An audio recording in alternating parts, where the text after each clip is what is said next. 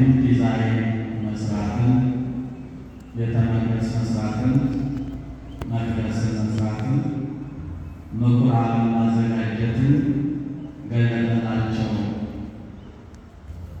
ክቡር አባታችን ሊቀ ሥልጣናት ቆሞስ አባ ዮሴፍ ደስታ የማዕከላዊ ጎንደር ሀገረ ስብከት ዋና ሥራ አስኪያጅ፣ የተከበሩ ሊቀ ኅሩያን አማኑኤል አዳም የሀገረ ስብከቱ የወረዳ ቤተ ክህነት ዋና ሊቀ ካህናት፣ የተከበራችሁ የገዳማትና የአድባራት አስተዳዳሪዎች፣ የተከበራችሁ በዚሁ ዕለት እግዚአብሔር በጎና ፈቅዶ ብዙ ዘመን የደከማችሁበትን ውጤት ለማየት ያበቃችሁ ክቡራን ጠበብት፣ የሳይንስ ሊቃውንት፣ መንፈሳውያን ሊቃውንት፣ በሁለቱም አፍ ሰይፍ የሆናችሁት የማኅበረ ቅዱሳን የየመምሪያ ኃላፊዎች፣ ወንድሞቻችን፣ እህቶቻችን እንደምን አረፈዳችሁ? እንደምን አረፈዳችሁ? እንደምን ቆያችሁ? እግዚአብሔር አምላክ በቸርነቱ ወዶና ፈቅዶ ደግማችሁ የመጨረሻውን ውጤት እንድታዩ እግዚአብሔር ለዚህ ቀን ስላበቃችሁ እንኳን ደስ ያላችሁ ላለሁለተኛ ከዚህ ለመድረስ ውጣ ውረዱ ከባድ ስለሆነ በመንገድ መቅረት ስላለ ብዙ የሚያደናቅፍ ነገር አለ። ትምህርት ይችላል፣ ኢኮኖሚ ደግሞ ሊያስቸግር ይችላል። ወጥቶ ለመማር ብቻ የችግሩ ዘርፍ ብዙ ስለሆነ ያን ተቋቁማችሁ ለዚህ ሰዓት ስለደረሳችሁ እንኳን አደረሳችሁ ማለት ፈልጋለሁ። ድጋሜ ወመልኦሙ ኃይለ ወጥበበ ወመልኦሙ ጥበበ ወኃይለ ለባስልኤል ወለኤልያብ ለኤልያብና ለባስልኤል እግዚአብሔር ጥበብን ሞላባቸው ይላል። እንግዲህ ጥበብ ከእግዚአብሔር የተገኘ እንደሆነ ይሄ እናንተ ለዘመናት ስትደክሙበት የነበረ ጥበብ እንዲያው ከየት የተገኘ ሳይሆን ከሰማያዊ አምላክ ራሱን ጥበብ ያለ አምላክ ራሱን ጥበብ ብሏል። ምክንያቱም ነቢየ እግዚአብሔር ዳዊትም ቀዳሚ ያለ ጥበብ ፈሪሃ እግዚአብሔር ብሎ የጻፈው የመጀመሪያ ጥበብ እግዚአብሔርን ማወቅ ነው ብሎ ለማወቅ ሰጥቶ የእውቀቱም ደግሞ የጥበቡ ባለቤት ራሱ ጥበብ የሚባል እግዚአብሔር ነው። ጥበብሰ መድኃኒነ ውእቱ ይላል ዲዮስቆሮስ ደግሞ በቅዳሴው ሊቁ። ጥበብስ ማን ነው ካልከኝ ጥበብ ማለት ራሱ መድኃኒታችን ኢየሱስ ክርስቶስ ነው ብሏልና የጥበቡ ባለቤት ለመጀመሪያ ጊዜ ዓለምን ካለመኖር ወደ መኖር ሲያመጣ በጥበቡ ማንም ያገዘው ሳይኖር ከራሱ ከባህሪው ጥበብ ከተባለው አምላክ በፈለቀ በባህሪ ጥበቡ ዓለምን ካለመኖር ወደ መኖር አምጥቶ ይችን ዓለም የፈጠረ ጥበበኛው እግዚአብሔር ጥበብ የተባለው እግዚአብሔር ነው። ከዛም ሰማይን ባለበት ሲያቆመው ያለ ምሰሶ ያለ ማማ ያለ ምንም ድጋፍ ሲሆን ምድርን ደግሞ በአራት ነገር አጸናት በጥበቡ። ምድር የጸናችው መጀመሪያ በነፋስ፣ ቀጥሎ በእሳት፣ ቀጥሎ በውሃ፣ ቀጥሎ በመሬት። እነዚህ አራት ተቃራኒዎች ራሳቸው እንዳይቃረኑ ሆነው እንዲቆሙ ያደረጋቸው ጥበበኛው እግዚአብሔር በጥበቡ ነው ማለት ነው። ነፋስ እሳትን የማነሳሳት ኃይል አለው። እሳት ውሃን የማፍላት ኃይል አለው።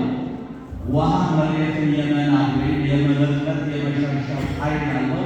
እነዚህ አራት ተቃራኒዎች በራሳቸው ጸንተው እንዲቆሙ ያደረገ ጥበበኛው እግዚአብሔር ነው።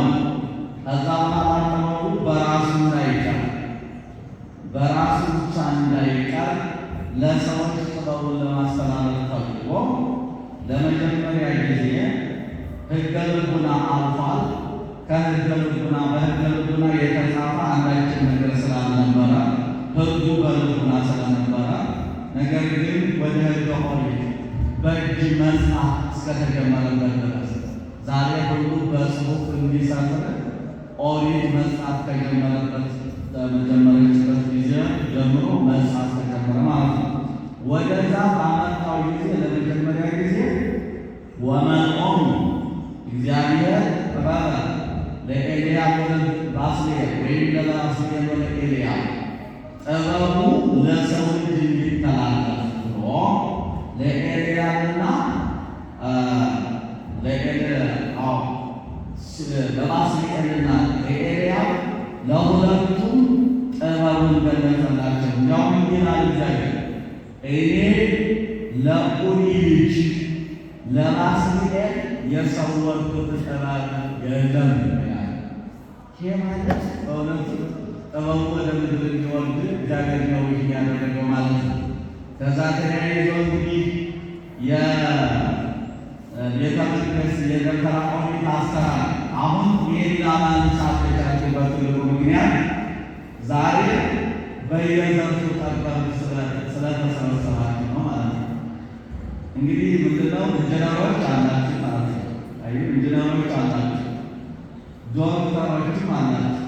ደግሞ ያ ዶክተሪቱ ከባድ የሰውነት ግድግዳ ሳይቸገር በጥበቡ በእውነቱ እግዚአብሔር በሰጠው ጥበብ የሰውን ሕይወት የሚያተርፍ በእውነት እዛ ላይ በደሙ ተመራምሮ መዳን በሽታውን አግኝቶ ከዛ ለበሽታው የሚመጥነውን መድኃኒት ሰጥቶ ሰውን የሚያተርፍ ዶክተር የሚወጣ ከዚህ ነው ማለት ነው። ኢንጂነሩ ደግሞ ዲዛይን የሚባል ያንን የሀገሩ መንገዱ ትሉት ወደኛ ግንበኛው ዘርፍ ይሻል የተመለሱ ካቴድራል ቢባል ምን ቢባል የሳይንስ ሊቅ ኢንጂነሮቹ ናቸው እየቀየሱ ያንን የሚያስቀምጡትና ብዙ ጠበብቶች በዚህ ላይ ዛሬ እግዚአብሔር ፈቅዶላችሁ ስለተገኛችሁ ይሄ ጥበብ ተፈጣሪያችሁ ከእግዚአብሔር የተገኘ ጥበብ ነውና እንኳን ገለጽላችሁ ማለት ነው። እና ስለዚህ ለባስልኤልና ለኤልያብ ምንም ጥበብ አልሰወርኳቸው ብሎ ከዛ ደብተራ ኦሪትን የኦሪቱን ድንኳን በሶስት የተከፈለችው መቅደስ ቅድስት ቅኔ ማኅሌት ሶስት መሆኗ የሶስትነቱ ደግሞ መያያዟ የአንድነቱ ሆና የዚች ደብተራ ኦሪት ወይም የኦሪቷ ድንኳን አሰራር የመጀመሪያዎቹ ጠበብት ዲዛይን አውጪዎቹ ኤልያብና ባስልኤል ነበሩ ማለት ነው። ስለዚህ ቤተ ክርስቲያን ለሳይንስም ያደረገችው አስተዋጽኦ አለ እንዳይረሳ። እቺ ቤተ ክርስቲያን ያልመራችው እቺ ቤተ ክርስቲያን ያላሳየችው ነገር ስለሌለ ለዚህ ነው አሁን ማኅበረ ቅዱሳንን አደንቃለሁ አመሰግንም አለ። ለምን የሁሉ ጠበብት የሁሉ ሊቅ ዓለም ሳትበላው ለምን በዓለማዊ ብቻ ሳይበላ በሃይማኖት ውስጥ ገብቶ የአደራ መስቀልን ተቀብሎ ቤተ ክርስቲያኒቱንና ሃይማኖቱን ማዕከል አድርጎ እንዲሰራ እየጠበቀ ማኅበረ ቅዱሳን ከዓለማዊ ትምህርት ጋር በተጓዳኝ መንፈሳዊ ትምህርት እየሰጠ ሃይማኖት እንዳትጠፋ ስለ ሃይማኖት ጭምር የሚሟገት ትውልድ እንዲፈጠር የሚያደርግ ማኅበረ ቅዱሳን ምስጋና ይገባዋል ለመናገር። ስለዚህ ዛሬ በዚህ ውስጥ የተካተታችሁ ጠበብቶች ቤተ ክርስቲያናችሁ እግዚአብሔር ከላይ ያወረደው ጥበብ እንጂ ዛሬ ቤተ ክርስቲያንን ወደ ጎን ሃይማኖትን ወደ ጎን መጻሕፍትን ብሉያት ሐዲሳትን ይህንን ምን የሚያየው ዓለም ግን የሰጠችው ፊደል ቀርጻ ታሪክን አቆይታ ብሉይ ኪዳን ብላ ሐዲስ ኪዳን ብላ ዘመነ ሐዲስ ዘመነ ሐዋርያት ዘመነ ሊቃውንት እያለች እየከፋፈለች ይህን ስልጣኔ ይዛው የመጣች እቺ ቤተ ክርስቲያንና ሃይማኖት ስለሆነ ሁላችሁም የሃይማኖት ሰዎችና የስልጠና ሰዎች መሆናችሁ እጅግ ለቤተ ክርስቲያን ያስፈልጋላችሁ ማለት ነው። ለምሳሌ ከሐዋርያት አንዱ ሉቃስ አቃቤ ሥራይ ይላል። አቃቤ ሥራይ ማለት ጥበበኛ ባለመድኃኒት ማለት ጠንቋይና አቃቤ ሥራይ ያለ ወደ ሌላ እንዳይሄድ አቃቤ ሥራይ ሉቃስ የተባለው ባለመድኃኒት የተባለው እውነተኛ የእግዚአብሔር ጠባቂ የሆነ መድኃኒቶቹ እነ ዕፀ ሕይወት ሌሎችም ደግሞ ብዙ መድኃኒትን አሳይቶታል። ኩፋሌ አሰናይ ሺህ መድኃኒት አሳይቶታል ካለ በኋላ ሁለቱም ግን ከማርና ከወተት ታገኛቸዋለህ አለው ብለን ተረግመናል። ስለዚህ አቃቤ ሥራይ የተባለው ጥበበኛው ያ ሉቃስ ፊት አቃቤ ሥራይ ዘሥጋ ነበረ፣ ኋላ አቃቤ ሥራይ ዘነፍስ ሆነ ብለን ተረግመናል። ይህ ማለት በዛኛው በፍልስፍናው ዓለም ከሆነ በኋላ ተመልሶ ወዴት መጣ? ከሐዋርያት ጋር ደግሞ ወደ መንፈሳዊ መድኃኒት መቀመም መጣ። በትምህርት በወንጌል ምዕመናንን እየያዘ ያን እንዲያገለግል ሁለት አፉ ሰይፍ ሆነ ማለት ነው። ዛሬ ጠበብቶቹ ዓለም የሚበላቸው የነበር ዓለም ብቻ የሚመስልባት የነበረ ቤተክርስቲያን ዛሬ ቤተክርስቲያን በልጆቿ ምክንያት በማኅበረ ቅዱሳን ምክንያት ስልጠናዋን ሰጥታ ይሄንን ሁሉ ጠበብት የቤተ ክርስቲያን አባል ጭምር አደረገችው ማለት ነው። ነገር ምክንያቱም ዓለም ዓለም ብቻ ነው አምታስ ምክንያቱም ሰው ይወጣል ይበላል ይጠጣል ይኖራል በቃ ይሄዳል ነው ዓለም የሚያውቀው። በሃይማኖት ብዙ አስተዋጽኦ እንዳደረገ ዓለም አያውቅምና ስለዚህ ወደ ዓለም እንኳን ወደ ሄዳችሁበት ቦታ ሁሉ ወደ ተሰማራችሁበት ቦታ ሁሉ እንደማትረሷት። ምክንያቱም ሃይማኖትን ተምራችሁ ቤተ ክርስቲያኒቱ ደግሞ ያስተላለፈችውን ከብሉይ ኪዳን እስከ አዲስ ኪዳን ያለውን ታሪክ ስለምታውቁ የመስቀልን አደራ ስለተሰጣችሁ እናንተ ሁለት አፍ ሰይፎች ትሆናላችሁ። ስለዚህ ለዚህ ነው እና ለማስጠንቀቂያ ለኤልያ ጥበቡን ሰጣቸው ብሎ የደብተራ ኦሪትን ዲዛይን አወጡ። ቀጥሎ በዘመነ ነገሥት ደግሞ ዳዊት ከነሱ ተቀብሎ ደግሞ በዘመነ ነገሥት ኦሪት ወደ ዘመነ ነገሥት ከተላለፈች በኋላ ማለት ዘመነ ኦሪት ካለፈ ዘመነ ነገሥት መጣ ማለት ነው። ወደዛ ደግሞ እነዛ ጠበብቶች በዳዊት ዘመን ተነስተው ቤተ መቅደስ ከዛ ዲዛይን ተነስተው ለመስራት ሞክረው ነበር። ነገር ግን ዳዊት በዘመኑ ቤተ መቅደስ እንዳይሰራ ስለከለከለው ነው። ቀጥሎ ይሄ ጥበብ የተላለፈው ወደ ሰሎሞን ሰሎሞን በአንደኛ ነገሥት ከምዕራፍ 7 ምዕራፍ 8 ምዕራፍ 9 እስከ 10 ድረስ በአጠቃላይ የቤተ ክርስቲያን የቤተ መቅደስ አሰራር ይቻልበታል ማለት ነው። እነዛን ጠበብቶች ከባስልኤል ተያይዘው የሄደውን ጥበብ ይዘው ያችን ቤተ መቅደስና ቤተ መንግሥቱን የሰሩ እንደናንተ ያሉ ጠበብቶች ናቸው ማለት ነው። ስለዚህ ወገኖች ይሄ ጥበብ ትልቅ ጥበብ ነውና እናንተ ወገኖቻችን ዛሬ የምታዩት ነው። ቤተ ክርስቲያን አደጋ ላይ ናት።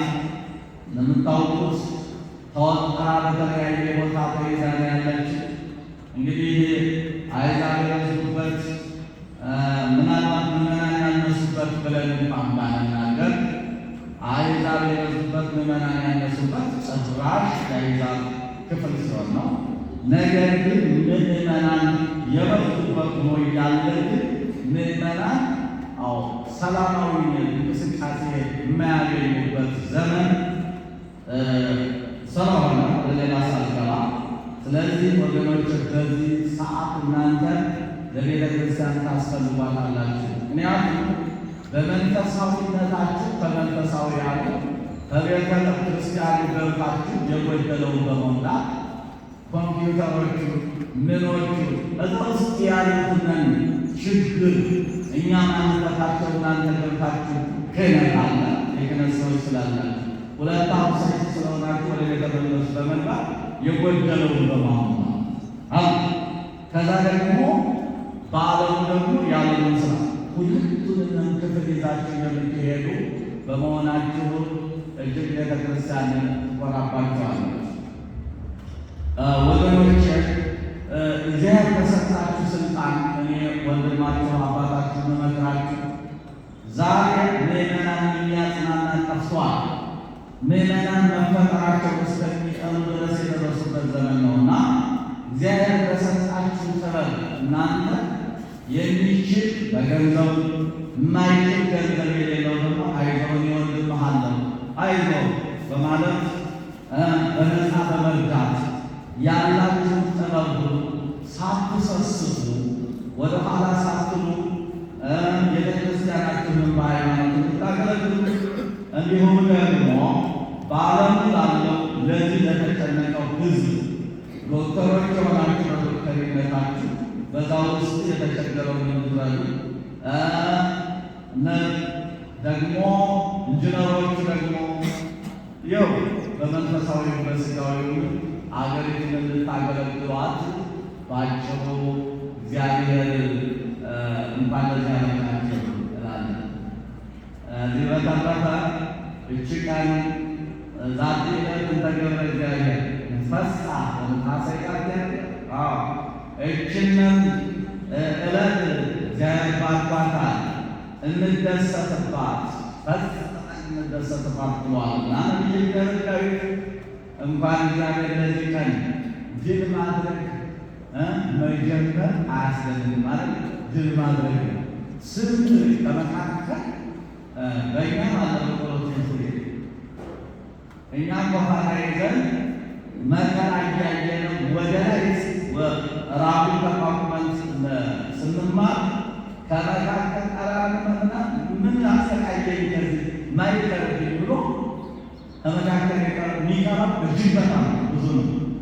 ከዚህ የተነሳ አንዳንዶች ጽሑፎች ሲናገሩ ምናሉ ሄሮድስ ከገደላቸው ሕፃናት ያሬድ የገደላቸው ሕፃናት ይመጣሉ ያሉ ጽሑፎች ሰዎች ናቸው። ምክንያቱም ትምህርቱ ከባድ ስለሆነ ከመካከል የሚቀሩ ሰዎች ናቸው ማለት ነው። በእናንተ ማቅጣጫ ስንሄድ ከፈተና ጀምሮ አሁን እዚህ ነቃችሁና ያው እንደማሮለና ወይም እንደማሮለና ነቃችሁ ሳፋፉ ቀርቶ የወጣችሁ ናችሁ ማለት ነው። ስለዚህ ወደዚህ ለመድረስ እጅግ በጣም እንቅልፍ የሚባል ጠላት አለ። ያን ተዋግቶ ተቋቁሞ አንዳንዶቹ ዩኒቨርሲቲ ተማሪዎች ሲያቀርቡ ሳያቸው ምናሉ መሰላችሁ ነው በጣም የሚገርም ቡናና ምንድን ነው ይሄ ምንም ባለስላሳ ለቁማ እቁሩ ለስላሳ ሲጠፋቢ እሱና ቡናን ባንድ ይገሸጣጡ አንዳንዱ ከጠጡ እንቅልፍ የሚባል የለም እንደዛ ነው እያጠኑ ነው ከዚህ የተመለሰ ማለት ነው። ስለዚህ በሰማዕትነትን ብንሄድ ፈርቶ የተመለሰ ሰማዕት ሰማይ ጋር የሆነ ስለዚህ ይሄን ተቋቁሞ እንቅልፍን ተቋቁሞ በቃ በገባበት ዓላማ ወጥቶ ድል አድርጎ በቃ የሚል ሰው ይሄ ምርጥ ነውና እንኳን ለዚህ ሰዓት አደረሳችሁ። መልካም የአገልግሎት ዘመን፣ መልካም የሕይወት ዘመን ያድርግላችሁ። ለዚህ ያበቃችሁ ማኅበረ ቅዱሳን ማኅበራችንን እግዚአብሔር ያዳብረው፣ ጠላቱን ያስገዛለት፣ እግዚአብሔር ምቀኛውን ያጥፋለት፣ ቤተ ክርስቲያንን ከዚህ የበለጠ ያገለግላት ዘመንና እግዚአብሔር ፈቃዱ